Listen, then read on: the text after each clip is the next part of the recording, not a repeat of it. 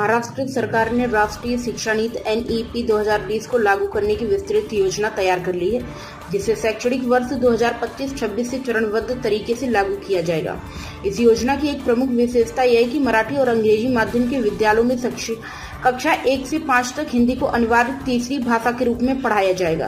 Points में समझिए इस राष्ट्रीय शिक्षा नीति 2020 को लेकर महाराष्ट्र में क्या होगा खास।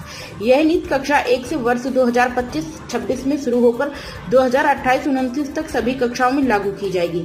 महाराष्ट्र में 5-3-3-4 मॉडल को अपनाया जाएगा। पाठ्यक्रम का स्थानीय विकास सीक्रेट और बाल भारती द्वारा किया जाएगा। मराठी और अंग्रेजी माध्यमों के विद्यालय में कक्षा 1 से 5 तक को हिंदी अनिवार्य तीसरी भाषा के रूप में पढ़ाया जाएगा।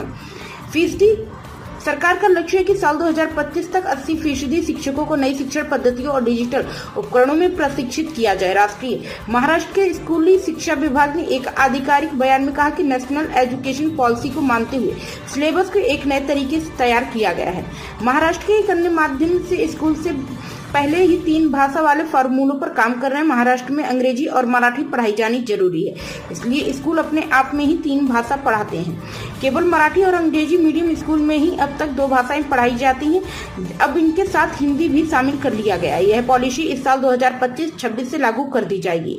नई एजुकेशन पॉलिसी के तहत महाराष्ट्र के स्टेट बोर्ड में भी सिलेबस में बदलाव किया गया है। ये किताबें अब NCERT द्वारा बनाए गए सिलेबस के आधार पर होगी। स्थानीय भाषा और भूगोल के हिसाब से सामाजिक विज्ञान में बदलाव किए जाएंगे।